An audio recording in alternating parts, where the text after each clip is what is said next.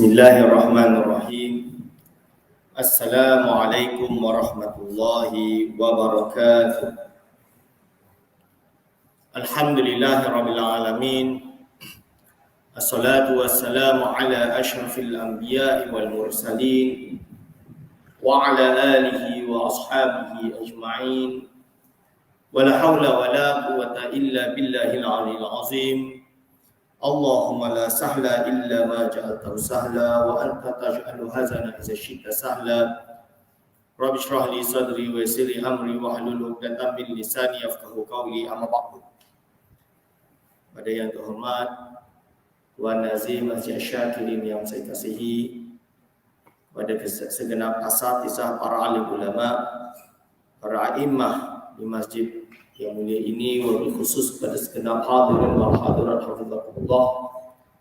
InsyaAllah pada pagi yang berbahagia ini kita akan meneruskan pengajian kita dengan kitab Tuhfatur Raghibin karangan Syekh Arsyad Al-Banjari, yang mana kita berada pada muka surat 90 Taubat. Hadirin wal hadirat hafizakumullah. Mu'alif berkata, qala mu'alif rahimahullah wa nafa'ana bihi wa bihi amin. Taubat. Soal: berapa perkara rukun taubat yang menggugurkan dosa? Jadi seperti yang telah dijelaskan berkali-kali bahawa taubat ini pintu yang Allah Subhanahu wa taala buka dan berikan kepada setiap hamba-Nya yang melakukan dosa untuk membersihkan diri, menggugurkan dosa-dosa tersebut. Kalau bahasa Inggeris dia clean state lah kira. Clean state ni berarti dia bersih lah, tak ada dosa lagi. Jadi bukan orang yang dah buat dosa ni tak boleh suci, bukan. Jadi boleh kembali suci, tapi perlu kepada taubat. Perlu kepada taubat. Ini untuk clean state balik. Jadi taubat ini ada rukun-rukun dia. Bukan hanya sekadar okey saya bertaubat dah macam tu. Jadi ada step, ada SOP dia. Kerana untuk menilai taubat yang nasuha, dia tak boleh nak masuk mahkamah atau macam mana, dia bukan benda yang zahir seperti itu. Dialah benda yang perkara hati.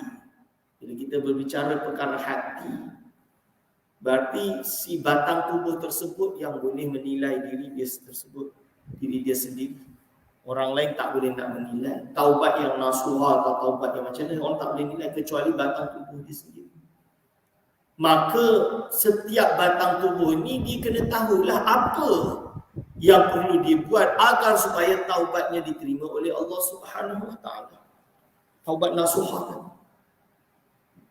SOP ini dipanggil dengan rukun di dalam ulum Islamiyah atau pengajian Islam, kita panggil dengan rukun.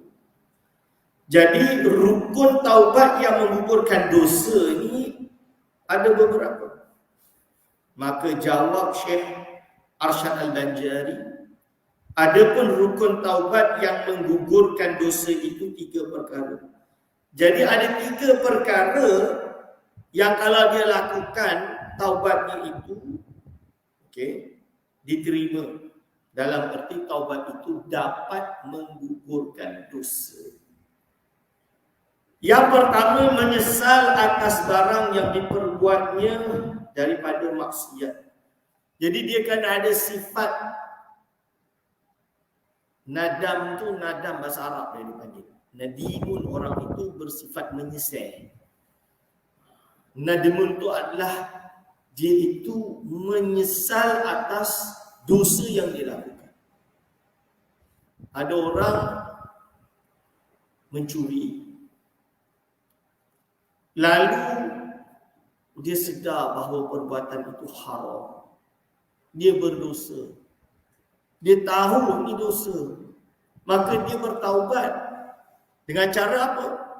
Iaitu dia rasa menyesal kenapa sebelum ini dia mencuri. Atau maksiat-maksiat yang lain. Maksiat sebesar apa pun. Orang yang buat dosa besar. Yang ada di dunia ni lah sekarang ni, umat Islam. Tak kisahlah dengan dosa besar seperti apa. Berzina misalnya. Buatan maksiat yang lain, berkhalwat dan lain-lain ikhtilat. Ini adalah dosa. Dan dia menyesal. Bila dia taubat, dia dah kembali ke jalan Allah, dia menyesal. Begitu juga meninggalkan solat. Selama ni tak jaga solat, kuha-kuha. Lalu dia bertaubat, dia tahu bila-bila saja Allah boleh menjemput nyawa dia, walaupun umurnya masih muda. Dia bertaubat dengan melaksanakan solat dan ibadahnya kembali, tuan-tuan. Menyesal, rasa penyesalan tu kena ada. Ini. Itu yang pertama, kena ada merasa menyesal. Tapi kadang-kadang orang yang dah terlalu hitam hati, jiwa dia penuh dengan maksiat, terlalu banyak untuk rasa menyesal itu susah lah. Dah jadi custom, adat bagi diri dia. Lebih parah lagi merasa bahawa apa yang dia buat itu tidak berdosa. Ini lebih teruk lagi dah. Hak asasi manusia. Sebab itu teori yang pernah saya sebutkan, bukan teori ini, pengajaran yang diajarkan oleh ulama tasawuf.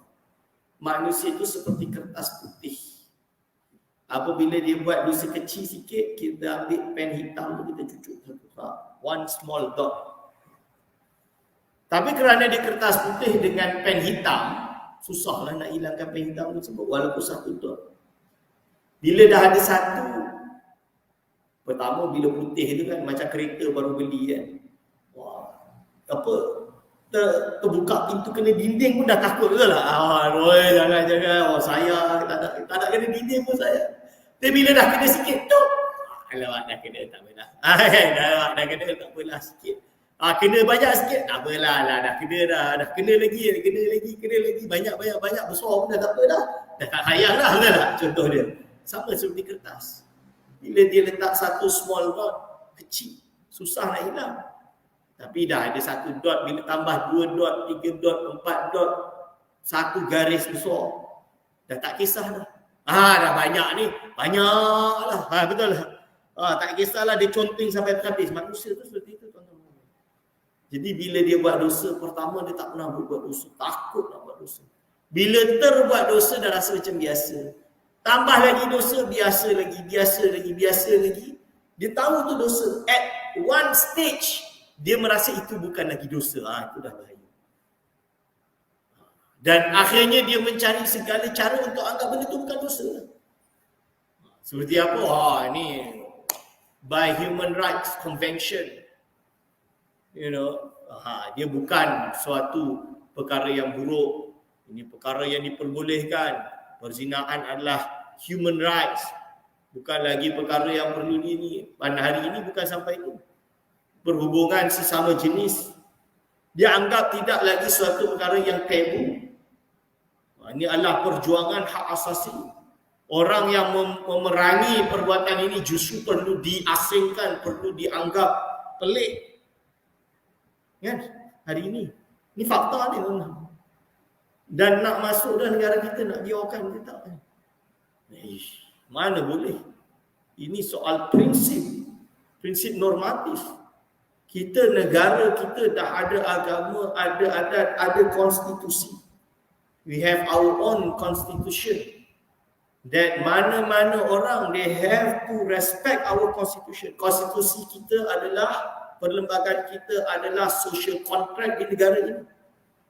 Apakah kita mengiktiraf kebebasan hubungan antara sejenis? Tak, dia adalah termasuk crime. Salah satu jenayah tuan-tuan dan puan-puan. Kita nak biarkan dia, tak boleh. Ini adalah prinsip. Sebagaimana prinsip yang kita katakan ini negara kita, hak kita, walau sejengkal tanah sekalipun, kalau kita ada tanah, kita nak biar orang lain ambil tanah kita walau sejengkal, tak boleh. Jadi ini taubat yang pertama, kita kena ada rasa menyesal kalau itu dosa. Jadi jangan sampai penyesalan itu dah tak ada, berarti dosa dah jadi custom.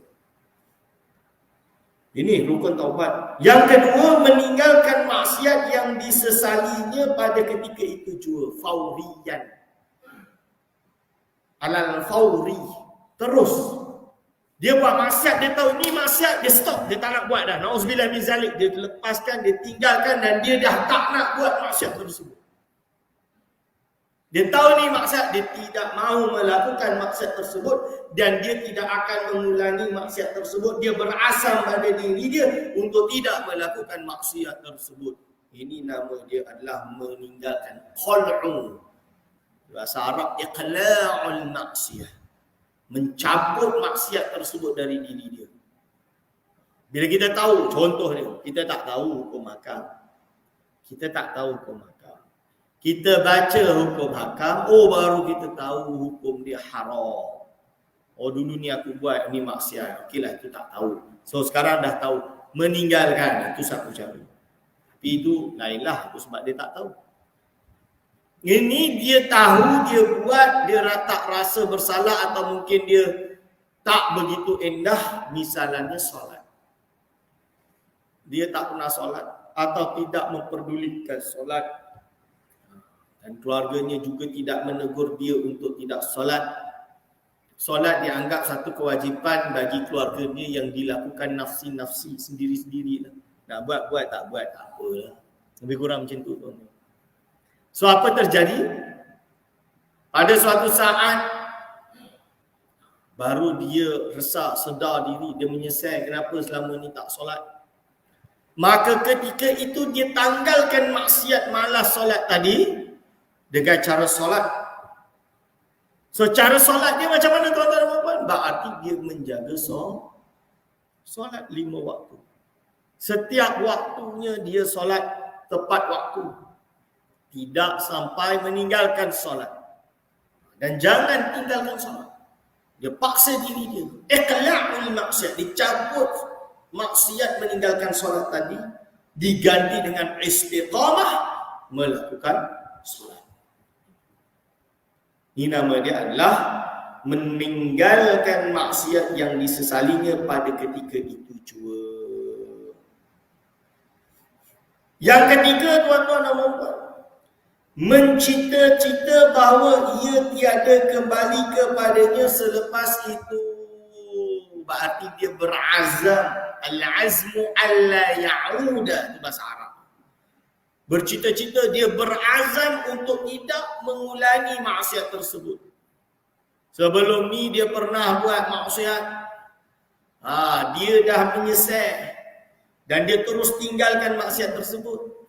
Dan dia berazam, bercita-cita dia jangan ulang lagi maksiat tersebut. Sebelum ni dia tak solat. Dia bertaubat, dia menyesal. Lalu dia pun terus melakukan solat. Ditambah satu lagi, iaitu dia berazam untuk tidak meninggalkan solat sama sekali sampai akhir hayat. Ini taubat. Tutup aurat. Aurat lelaki antara pusat sampai lutut. Aurat perempuan adalah seluruh tubuh kecuali wajah dan kedua telapak tangan menurut 3 mazhab yang lain. Mazhab Syafi'i seluruh tubuh tanpa terkecuali. Berarti termasuk pakai niqab. Itu pendapat yang mu'tamad.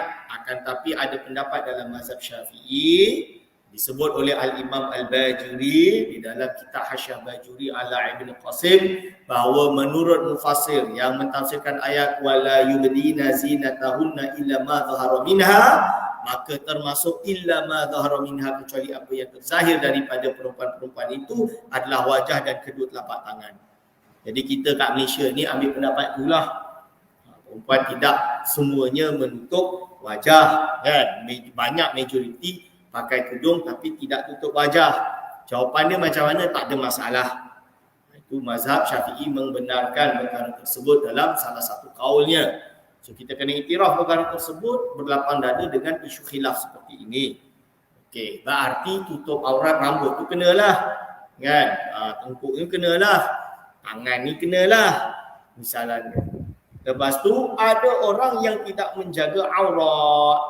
Perempuan yang tidak menjaga aurat, maka apabila dia dah akil balik, dia kena jaga. Kalau dia tidak jaga, berarti dia telah berbuat maksiat. Maka bila dia bertaubat, pertama dia kena menyesal. Oh, selama ini salah, ini adalah maksiat. Dia bertaubat, dia meninggalkan maksiat tersebut, dia terus menutup aurat dia. Dan yang ketiga, dia bercita-cita untuk tidak mengulanginya. Masa bercita-cita tidak mengulanginya, dia dah tak nak lah buka-buka aurat lagi. Dia nak pakai lah, nak tutup lah aurat betul. Ini dia tuan-tuan dan puan-puan. Hadirin wal hadirat, hafizakumullah. Okey. Jika maksiat itu mewajibkan ta'zir. So ada maksiat itu yang menyebabkan ta'zir.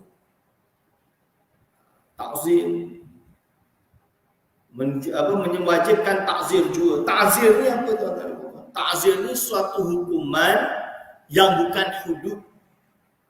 Hudud ini dari perkataan haddun. Haddun ini adalah perkara yang telah ditentukan oleh Allah hukumannya. Berzina ghairu muhsan 100 kali rotan. Zina muhsan direjam sampai mati. Ini dia tuan.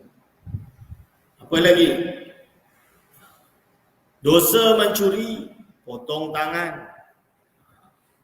Man baddala dinahu faqtulu, barang siapa yang murtad, maka dia dihukum bunuh. Dan itu khilaf kalau tak salah. Itu masih ada pendapat Ibrahim An-Nakhai berpendapat beza, tapi status kualiti dia saya tak tahu nak jawab lah. Kena rujuk balik kitab, saya tak ingat apakah perkara hudud yang pasti atau tidak, cuma tak ingat. Dan perkara-perkara yang lain, minum khamar 60 qazaf 80 rotan, khamar 60 rotan dan lain-lain, itu adalah had. Had ini hukum dia adalah tak boleh dirubah dan telah ditetapkan seperti itu. Hanya sahaja yang memiliki kuasa untuk menjalankannya hanya kerajaan. So apabila tidak ada tatbik dari pihak kerajaan, maka mana-mana rakyat tidak boleh menterapkannya. Bukan hak seorang orang marhain kita tiba-tiba kat masjid ni tak puas hati, oh ni nak kena hudud, kita hudud dia seorang. Tak boleh lah. Justru jenayah yang melakukan perkara tersebut. Okey. Lalu selain itu, berarti hukuman yang mengikut kebijakan dipanggil dengan takzir. Dipanggil dengan takzir. Boleh ke? Boleh. Itu adalah kebijakan kerajaan. Langgar lampu merah, contoh dia kan. Itu boleh takzir. Kenapa tak boleh? Boleh. Buka aurat tidak ada had, tapi maksiat, haram. Boleh ke kita takzir? Boleh. Contoh, bukan kita, kerajaan lah maksud dia. Kerajaan menghukumkan takzir. Boleh, kenapa tak boleh? Boleh. Ini boleh. Itu nama dia takzir. Tiada lainnya seperti mencium yang diharamkan. Mencium yang bukan halal, bukan isteri dia. Couple zaman sekarang lah. Laki dengan perempuan berkapul, bercium, boleh kita? Haram, maksiat. Kerajaan mengeluarkan. Contoh dia di negeri Perak ada satu enactment jenayah syariah negeri Perak melakukan khalwat didenda RM2,000 dan lain-lain. Ini nama dia takzir. Boleh ke tak boleh? Boleh. Maksudnya boleh diterapkan hukum tersebut. Cuma denda RM2,000 itu takzir di akhdil mal. Hukuman dengan cara mengambil harta. Itu ada perbincangan ulama. Dalam mazhab Hambali diperbolehkan kalau tak salah dengan beberapa syarat. Maka ia memadai dengan yang 3 perkara itu serta mengqada sembahyang atau puasa. Jadi boleh melakukan takzir tersebut atau dengan Jadi dia dengan 3 taubat ini lalu dikena takzir. Lalu kalau dia itu bersifat hukukul Allah, misalnya solat dan puasa, diqada. Dan jika maksiat itu hak Allah Ta'ala seperti meninggalkan zakat atau hak anak Adam, seperti merampas atau mencuri harta orang, maka wajib pula peserta dengan yang 3 perkara itu keluar daripada hak itu dengan membayar zakat dan mengembalikan rampasan atau curian kepada orang yang berhak menerimanya. Orang yang curi, dia kena bagi balik lah kepada pemilik harta, bayar balik. Rasuah, curi duit rakyat, ini wajib untuk dikembalikan. Tuan-tuan dan puan-puan, dulu tahun, saya tak ingat tahun berapa, 2009 ke 2010 ke 2008 ke 2007, ada seorang ahli bahagian teks di Indonesia lah, cukai, penutip cukai. Nama dia pejabat bea cukai bulan lebih kurang. Kat sini LHDN lah kot kan. Dia pegawai ni dia rendah je. Tapi dia ada rumah banglo besar, kereta mahal, BMW semua tu. Dan rupanya dia simpan duit kat Singapura berjuta lah lebih kurang. Duit dari mana? Bila dapat kantoi tu, dia sempat lari ke Singapura. Lari ke Singapura. Bila dia lari ke Singapura, dia tak ada dia kerajaan Indonesia tak ada undang-undang lah yang boleh menyuruh dia balik kan cerita dia. Lepas tu dia orang pergi ke Singapura secara sivil. Terjumpa dia dekat kedai makanan nasi Padang. Dia cicit. Orang tu sedia untuk balik ke Indonesia tapi tinggalkan anak isteri dia di Singapura lah waktu tu. Dia balik Indonesia, kena tangkap lah terus masuk jail, terus masuk kamar dan lain-lain. Tapi tak cukup macam tu. Kalau harta tersebut, harta yang diharamkan, dia kena kembalikan. Every cent of it dia kena kembalikan kepada rakyat. Berarti kalau dia solat, contoh dia lah 1 bilion kan, dengan rumah dia tu nak bayar balik tak cukup, habis lah, kena bagi semualah balik, returnkan balik kepada pemilik asal. Ustaz tak tahu dah, ada hari tu saya curi berapa, saya curi RM1,000 dekat mana? Dekat pickpocket contoh. Pickpocket. Jadi dia bertaubat. Pickpocket ni dia bertaubat.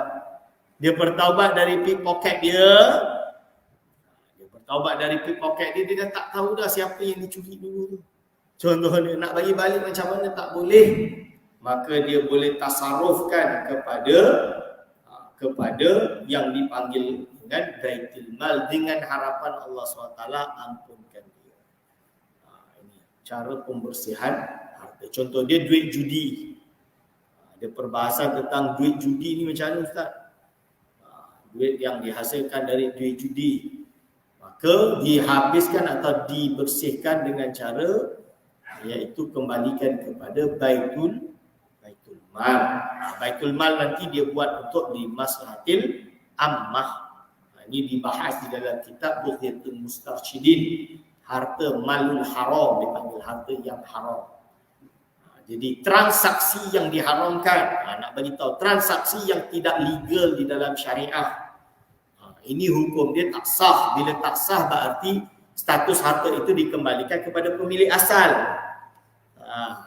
Contoh dia A beli daripada B. A beli daripada B, perkara tersebut tak boleh dibeli, sepatutnya duit yang didapatkan ini kena dipulangkan kepada pembeli tadi.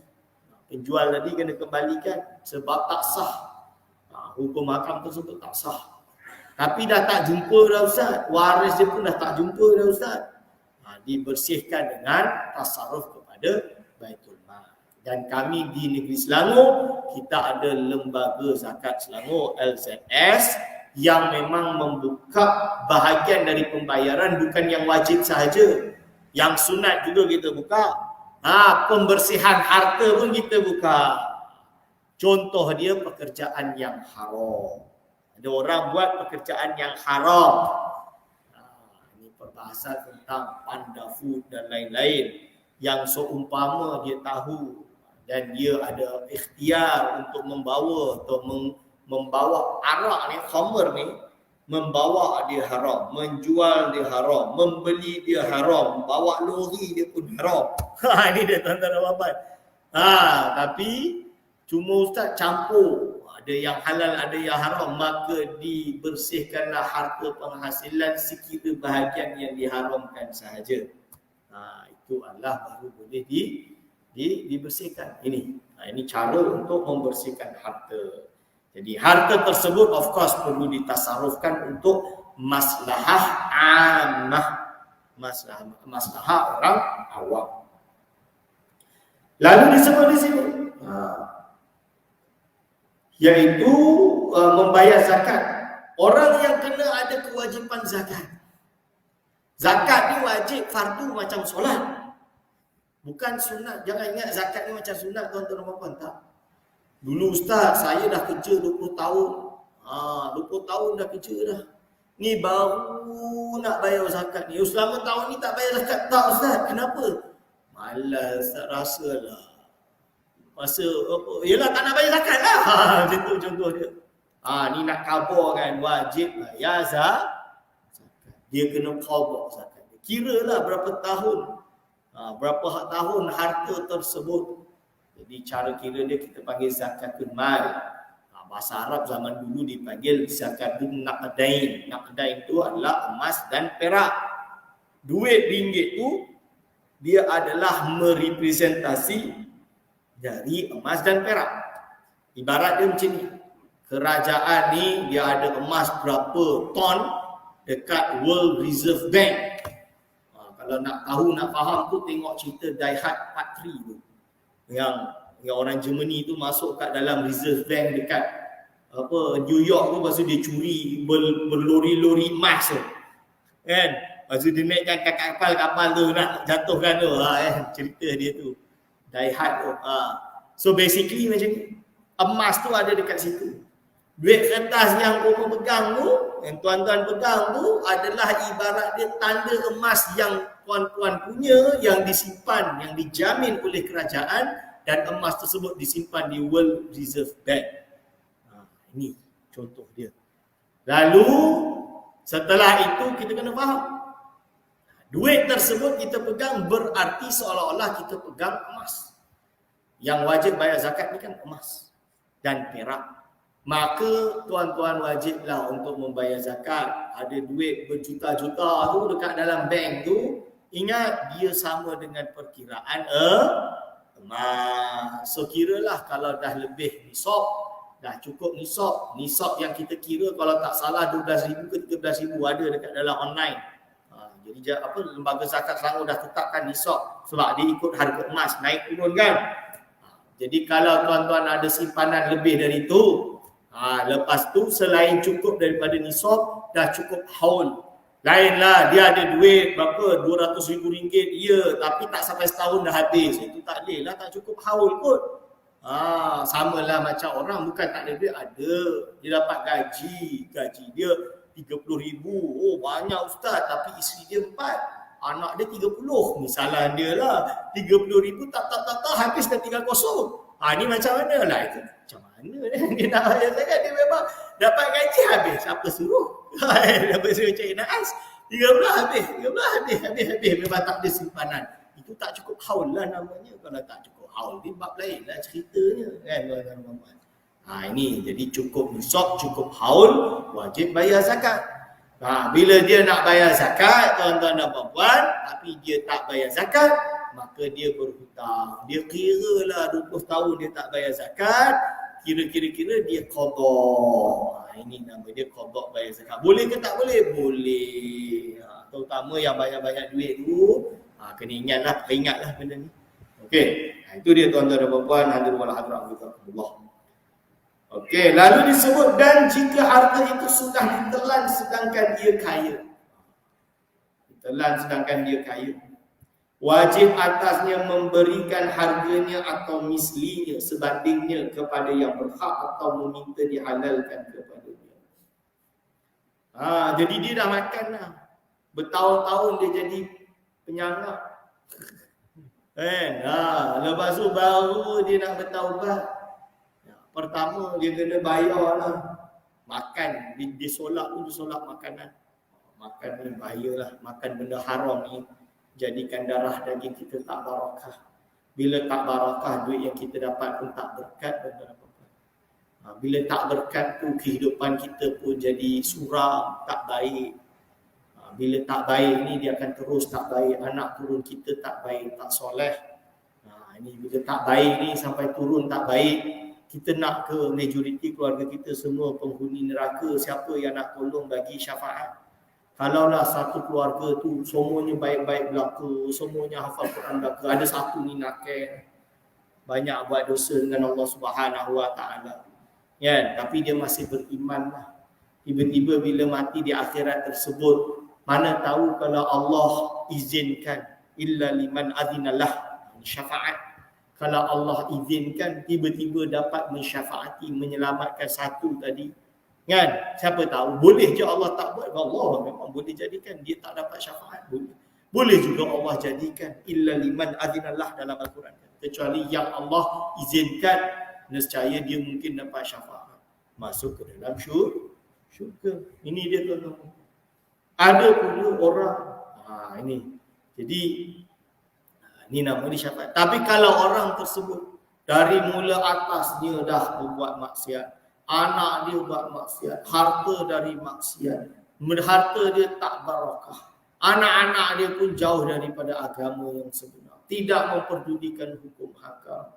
Lebih kepada ialah dah hidup moden sekarang, minum khamr tak dianggap haram, dianggap halal, benda yang haram dianggap halal, tak peduli dengan hukum hakam dan lain-lain. Anak-anak dia pun jadi macam tu semuanya. So susah. Na'udzubillah min zalik, jangan sampai gugur ni iman. Ini. Jadi kita kena muhasabah diri, muhasabah keluarga kita. Kita harap insya-Allah semua termasuk orang-orang yang beriman, semuanya termasuk orang-orang yang mendapat hidayah Allah Subhanahu Wa Taala. Makanan yang kita makan pun kena bersih, suci, halal. Ini yang penting, halal. Supaya apa? Dalam darah daging kita, anak kita, turun kita, pekerjaan dan seluruhnya ini semua yang halal dan insya-Allah diberkati oleh Allah Subhanahu Wa Taala. Tuan-tuan dan puan-puan hadirin berhadirat. Jadi memberi barang tersebut dibayar dengan harga misil dia, sebanding kepada yang berhak, kepada orang tersebut atau dia punya ahli waris, atau meminta dihalalkan kepada, atau pergi minta halal. Tuan, ada duit yang saya dulu pernah curi ni, minta halal. Tak boleh nak bayar. Boleh bayar ke tak boleh, tapi halalkanlah, kesian je, kereta mahal tu. Macam tak ada. Okeylah, tak apa, halal ke tak apa. Kalau tak boleh halal, bagi balik kereta tu. Macam tak ada, kena bagi balik je. Sebab duit tu dah jadi kereta dah. Misalan dia tuan-tuan. Dan wajib atas yang merampas atau yang mencuri memberitahu rampasan atau curian itu kepada yang berhak jika ia tiada mengetahuinya. Inilah corruption, rasuah, solat duit rakyat dan lain-lain ni. Dia kena declare, dia taubat kalau dia betul-betul taubat. Sebab tu kita kena ingat. Bila dah duduk ke atas sana, kalau makan duit haram ni, na'udzubillah misalnya, turun-temurun tu kena efek dia. Faham tak? Daripada hidayah tu sikit-sikit Allah tarik hidayah. Tarik hidayah. Jadi kita kena jaga hati-hati. Sebab tu lah waktu saya di pondok dulu, kiai saya tu pengikut dia beratus ribu orang. Lalu ditawarkan bertanding masuk politik lah. Dia tak nak. Sebab dia kata terus terang, aku takut kalau ada jawatan termakan duit haram. Sebab apa? Bila dah ada berjawatan ni, dah mula rasuah, dah mula semua tu akan datang. Benda haram ni dah depan, susah untuk dia. Maka dia tak nak. Dia tak nak dan dia sepenuhnya duduk kat pondok dia, mengajar kat pondok dia, dia tak sibuk dengan politik sama sekali. Sebab itu bila ditanya, dia nak menjauh daripada syubhat. Dan kita kena ingat, bila kita jadi pemimpin, kita berbuat keputusan yang akan menzolimi orang lain, itu adalah sebuah perkara yang perlu digeruni. Kena takut. Imam Ghazali sebut dalam kitab Ayyuhal Walad. Masalah dengan mereka ini, mereka akan melakukan kezaliman yang mereka tak sedar. Dan ingat, kezaliman ini hanya boleh diampunkan dengan meminta maaf kepada yang dizalimi tersebut. Kena ingat. Tapi, ialah manusia kadang lupa. Kan? Allahumma salli ala Sayyidina Muhammad. Okey.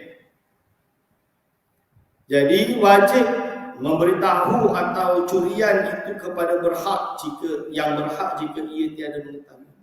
Dan jika yang sudah mati, maka warisnya mengambil tempat. Bayar dekat waris.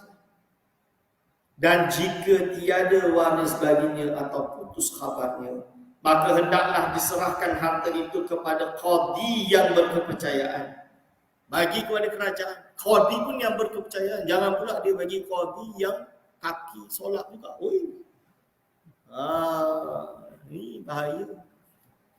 Kita jangan hari ini kalau saya tak tahu di Malaysia, tapi di Indonesia lah. Di Indonesia, pernah saya dekat sana tu satu fakta berita yang dikeluarkan oleh KPK kalau tak salah. KPK tu Komisi Pemberantasan Korupsi Indonesia. SPRM dia orang lah. Waktu itu tahun saya kat sana tu KPK ni ada kekuasaan lebih tinggi dari presiden. Presiden pun dia boleh periksa. Macam tu lah tuan-tuan. Besan kepada Presiden Susilo Bambang Yudhoyono SBY, dia ada besan dia tu. Kena tangkap. Kerana terbukti corruption ke apa tak tahulah. Korupsi ke. Kena. Tak pandang bulu lah. Berkuasa. Waktu itu sedang berkuasa. Bukan tak berkuasa, bukan dah pencen ke tak. Sedang berkuasa, ditangkap. Jadi dia keluarkan satu berita kalau tak salah, bahawa kementerian yang paling banyak corruption adalah Kementerian Agama Indonesia. Kemenak dia panggil. Bayangkan orang agama paling banyak corruption. Saya tak fikir corruption macam ada orang agama ni.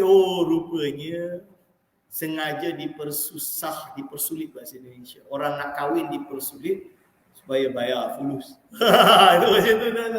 Dan ini kena pada diri saya waktu saya nak kahwin tu. Ada boleh pula ya kadi kahwin tu kan. Dia sebelum ni dia kata, kalau orang luar dia 3 juta pak. Dia kata, 3 juta. Dia kata kalau tak nak bayar, kahwin dekat office ni. Dia kata, boleh jadi administrasi dipersusahkan supaya kita bagi duit kopi. Ini dia. Macam mana macam tu tuan-tuan dan puan? Tak boleh. Ini tak boleh. Ini benda-benda macam ni yang perlu dijaga. Jangan. Orang agama terutamanya. Saya tak tahulah kat Malaysia, tapi kat Malaysia rasa tak ada lah benda-benda macam ni. Semoga tak ada lah. Tapi kalau di sana memang perkara ini sudah pernah menjadi adat dan lepas tu diberantaslah benda-benda itu, dipermudah. Buat pasport patutnya RM150,000, RM250,000 jadi sampai RM1 juta, RM2 juta. Nak cepatlah apalah yang lain-lain, kalau tidak dipersulit supaya keluar duit. Lepas tu senang dia buat online, dia dah tak ada dah pakai maklar-maklar, tak pakai tikus-tikus dah. Kena macam tu lah.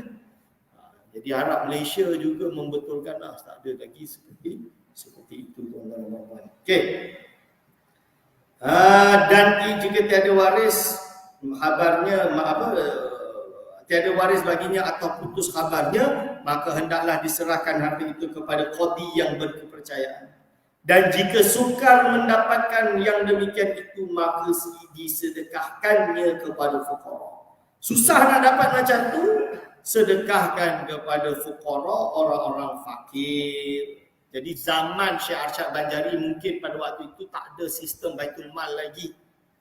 Dah ada kerajaan Islam tapi mungkin belum ada sistem yang rapi dan teratur, maka disedekahkan kepada fuqara. Ini cara dia, iaitu orang-orang yang solat duit, dia bina yatim piatu ke, tolong ke, dia bayar bersihkan harta dia dengan kepada fuqara masakin. Diniatkan pahalanya bagi yang berhak atau ditasarrufkan. Jadi niatkan harta tersebut, pahalanya kembali kepada pemilik asal tersebut. Ini cara yang betul. Yang berhak atau ditasarrufkannya, diuruskannya kepada maslahat yang lain. Contoh dia bina madrasah, bina orang kata ustaz tak barakah madrasah tu duit curi, bukan macam tu. Bina tersebut sebab dia dah tak jumpa orang yang dia solat tadi, maka dia membayar dengan cara memberi kepada maslahah ammah. Bila diberi kepada maslahah ammah, maka diharapkan Allah SWT terima dan orang tersebut di akhirat nanti, contohlah orang tersebut tu dia dah kena curi duit, lepas tu dia ada buat dosa dia tu tak lepas, tak cukup lah pahala tu, tak cukup nak lepas. Misalan dia dengan berkat ada orang gunakan duit dia untuk bina madrasah, misalnya dia dihadiahkan pahala kepada yang dia solatkan tadi. Contoh dia tiba-tiba ke akhirat, aku lepas lah, ada orang ni dia curi dia aku, dia hutang aku ni, tapi sebab dia dah tasarrufkan kat dunia dulu, pahala dia sampai ke aku boleh lepas ni, alhamdulillah ni. Orang tu okeylah, aku halalkan lah, dah sampai akhirat, berapa dia nak fikir dah, kan, dah berapa nak fikir. Aku tak nak halalkan juga. Tak nak halal berarti kira dia tak lepas juga lah kan. Tapi dia fikir aku tak apa, kita 0-0 aku dah lepas lah. Itu yang penting.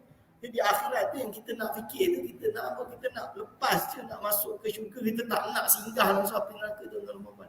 Itu tujuan kita hidup di dunia ini. Bukan nak ada pekerjaan bagus, nak ada kaya raya, boleh kereta mahal, semuanya bagus-bagus. Kita nak hidup bagus, kita lupa akhirat kita tak bagus. Kita tak nak macam tu.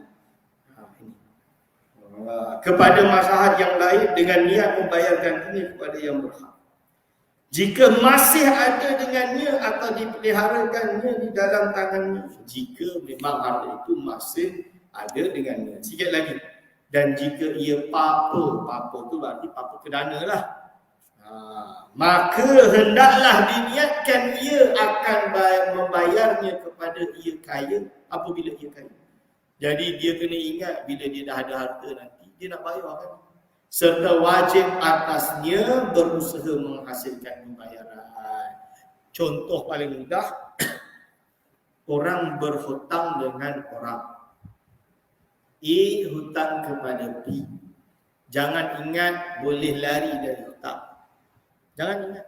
Dia kena ada niat untuk tetap membayar hutangnya. Walaupun dia dah tak mampu, saya hutang sebab nak buat bisnes, tiba-tiba saya rugi ustaz. Saya tak bayar hutang, tak mampu, Allah dah takdirkan saya rugi. Allah dah buat macam ni, biarlah saya pun tak nak bayar. Mana boleh? Niat yang benar, dia berazam. Okey, macam mana cara saya nak bayar?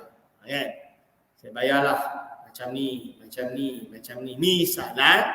Misalannya. Dia bayarlah macam ni. Okey, setiap bulan saya hanya mampu RM200 boleh. Dia dah niat nak bayar tu dah bersyukur dah. Okeylah, boleh RM200. Gaji dia RM3,000 je, tak banyak. Aku boleh bayarlah RM200 sebulan, boleh. Yelah, kau dah susah, tak apalah RM200 sebulan. It's okay, no problem. Saya risaulah. Kalau aku mati macam mana? Janganlah mati, tapi kalau mati aku halalkanlah. Misalnya dia. Okay, dia bayarlah automatik. Bayar setiap bulan RM200. Walaupun hutang dia banyak. Tak buat macam mana? Ini dia tuan-tuan dan puan-puan. Baik. InsyaAllah kita boleh berhentikan pengajian ini sampai ini. InsyaAllah kita jumpa lagi pada minggu hadapan. Aku qauli hadza astaghfirullah wa lakum. Wassalamualaikum warahmatullahi wabarakatuh.